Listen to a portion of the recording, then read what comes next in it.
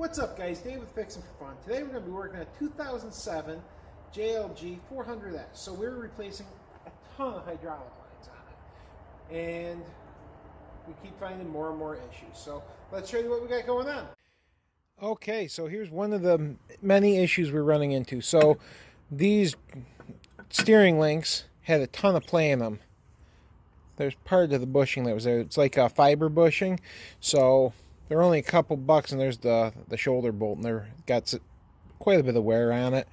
But the key is to catch this stuff and replace it before you egg those holes out, because then it gets expensive. Then you got to take this off, weld it up, rebore it. We don't want to get into that. So these bushings are like $4.95, I think, a piece through JLG. The bolts are $9 for $30 bill. It's definitely not worth having to redo them, but I can't fix that today because I don't have the parts. The next thing we're doing is we are replacing all these lines. As you can see, they've definitely seen better days. I got a couple done, but there's definitely more. So if you plan on doing any amount of hydraulic lines, invest a little bit of money. Go down to your local dealer that does lines and buy a kit of caps and plugs. Okay, so I'm going to show you guys why exactly it's worth investing in caps and plugs. So these lines are pretty long, so they run from here all the way to the back of the machine. You got to snake them through hooks and stuff. It is no fun. So you're leaking hydraulic oil the whole time, unless you are able to cap them. If you can cap them, then you minimize your mess and your loss of hydraulic fluid. A kit like that was about $80. It's not nothing. It's quite a bit of money, but not to just sit there and dump fluid on the ground the whole time is definitely worth something too. Hydraulic oil isn't cheap. They don't just give that stuff away. It's, 50 bucks a bucket, something like that. So if you dump, if you prevent dumping 5 gallons on the ground, you saved, 50 bucks. You do 2 hose jobs, you don't make a mess. It's better for everyone involved. Now I can take as much time as I want. It's not leaking. I can clean things up. I can do whatever I want. Then I can unsnake them the whole way out, put my new hoses on, and then I just have to plug them in, and the mess is pretty much done. I can drain all the fluid out. All it is basically is it just allows you to minimize the mess, which everyone should want to do.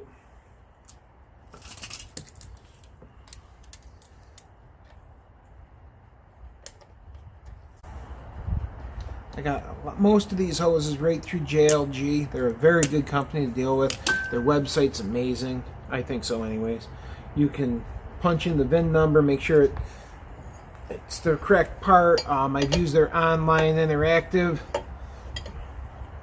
where you can sit there and talk to someone. I had to buy a tester for the electrical system on one of these, and I did not know it. I wanted to make sure it was going to work, and the person I dealt with walked me right through it and said, yep, this is how you do it.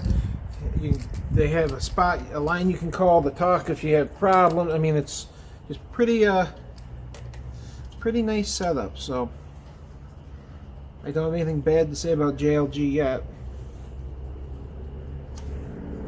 It's not Terex, thank God. We had an old Terex lift and we bought it not knowing any better. And Terex does not support, our local dealer anyways, does not support lifts. There's they want me to ship it out to Ohio, and I don't know if you've ever tried shipping a lift out there. Then when you're done, you still have a cob thing that the company won't support. So it didn't take us long to get rid of that. Actually, it got stole, but we took it up to a guy who's not working on it, troubleshoot it, and he didn't. It sat in his yard for a couple years, and then he got rid of it and ghosted us when we called up looking for it. And one of those fun lessons you learn.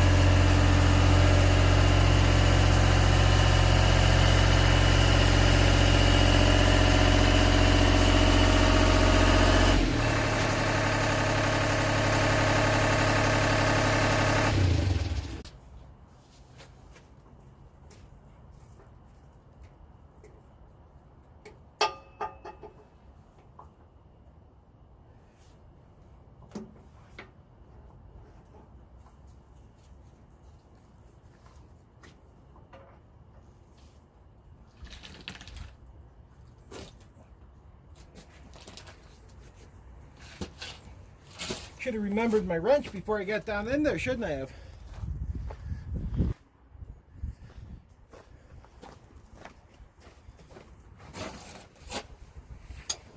It's okay.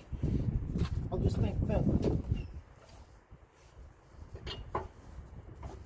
Well, at least I had the right size wrench. That's a bonus.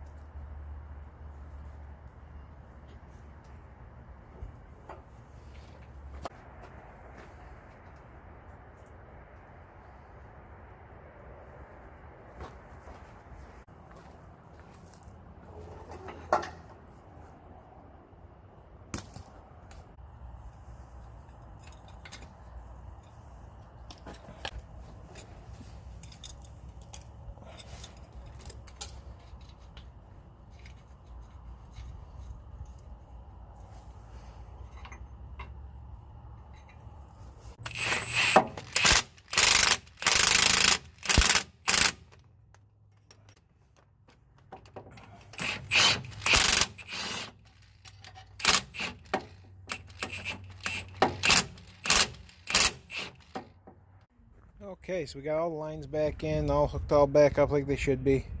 We disconnected this self-leveling cylinder. There's two of them. They're seeping out of the bottom. So we're going to take them off and rebuild them. I've got a rebuild kit from JLG. We took this pin out. We're going to see if we can get this out. And then once we get that out, then we just got to pop this. We'll put them on the bench and disassemble them. So let's see if I can get that pin out.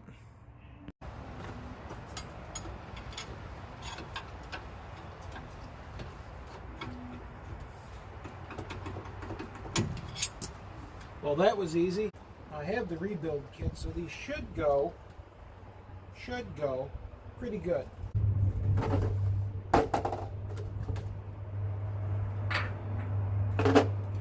because they should go doesn't mean they're going. See if the old Milwaukee's got it. Oh yeah.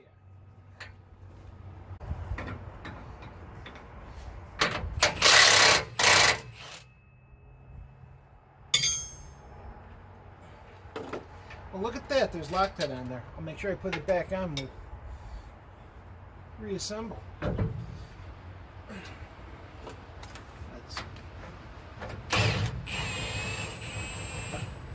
Look at that nice handle.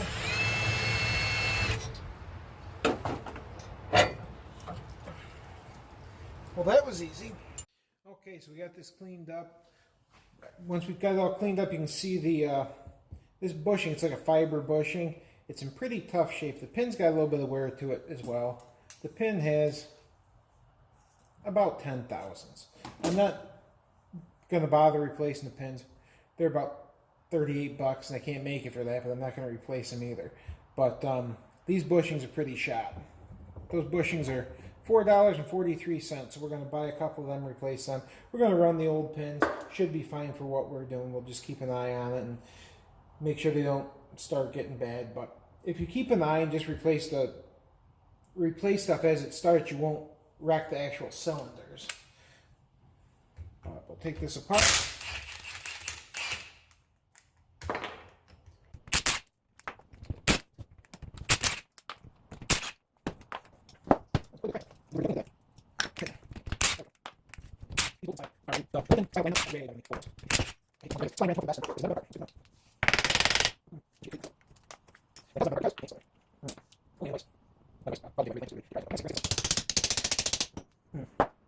I can show you something dangerous that you shouldn't do.